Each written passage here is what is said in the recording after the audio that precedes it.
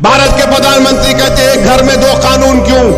तो भारत के प्रधानमंत्री मैं आपको चैलेंज कर रहा हूं, ये 20 तारीख को जब पार्लियामेंट आ रहा है, आप एक कानून बना दो कि जितने इंडस्ट्रियलिस्ट हैं, चाहे बड़े बड़े हों, वो अगर उनमें बिजनेस का कोई कॉन्फ्लिक्ट होगा, कोई झगड़ा होगा, तो वो अपना झगड़ा भारत के कानून के तहत हल करेंगे, ना कि सिंगापुर में आर्बिट्रेशन को जाएंगे। बड़ी बड़ी कंपनियां जो करोड़ों रुपया का कॉन्ट्रैक्ट करती हैं, अरबों रुपये का, अगर उनमें इख्तलाफ है, झगड़ा होता है, तो सिंगापुर के आर्बिट्रेशन को मानते हैं, भारत के कानून को नहीं मानते। बताइए प्रधानमंत्री, देशभक्ति कहां चले गई? देशभक्ति कहां चले गई आपकी? आर्बिट्रेशन सिंगापुर का होगा, देश का नहीं हो सकता क्या? आप बैन लगा दीजिए, सिंगापुर का आर्बिट्रेशन नहीं, देश का होगा। आप बताइए मेरे अजीज दोस्तों और बुजुर्गों, यूसीसी क्यों लाना चाहती हैं? यूसीसी क्यों लाना चाहते हैं? अरे हम जब बात किए हम इसके खिलाफ हैं, तो बीजेपी के चीफ मिनिस्टर बोल दिए ओवैसी जिन्ना की जहनियत का है। मैं उस शख्स को कहना चाह रहा हूं कि तुम में इतनी इंटेलेक्चुअल कैपेसिटी नहीं है, तुम मेरे दिमाग का मुकाबला नहीं कर पाओगे। तुमको बचपने से सिर्फ 3 चीजें डाली गई। क्या डाली गई? दाढ़ी वाला दिखा जिन्ना, या मुगल, या हिजाब, बस। चौथा तुमको आता ही नहीं है। अरे दुनिया को खुलकर देखो, ये तुम्हारे दिमागों पर जो निकाब है ना, निकालो नफरत का। 75 साल की आजादी का अमृत उत्सव मना रहे हैं, मुसलमान दिखते कि जिन्नावादी है, तुम क्या गोडसेवादी हो? हम पूछ रहे हैं, सवालात उठा रहे हैं। यूनिफॉर्म सिविल की एक्सा सिविल कोड की बात करती है।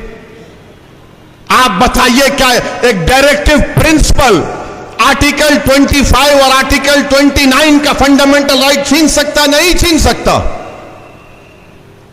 Right to culture unfettered fundamental right है मेरे लिए। यकीनन मैं मुसलमान हूं और भारत का नागरिक हूं। जिस तरह नरेंद्र मोदी हिंदू है और भारत के नागरिक हैं, मैं भी मुसलमान हूं और भारत का नागरिक हूं। जिस तरह उनको फख्र है अपने भारतीय होने का, मुझे भी फख्र है। सुनिए सुनिए सुनिए सुनिए, बात आपको सुनना जरूरी है। अगर कोई हमारा हिंदू भाई मंदिर को जाता है तो मैं मस्जिद को जाता हूं। जिस तरह भारत के प्रधानमंत्री जाते हैं, मैं भी मस्जिद को जाता हूं। मुझे अल्लाह ने कहा कि यतीमों का माल मत खाओ, उन पर रहम करो, हम सुनते हैं। मुझे अल्लाह ने कुरान में कहा निकाह करो, मगर एक अगर ज्यादा करना है तो एक से करना अच्छा, इंसाफ करना पड़ेगा, हम मानते हैं।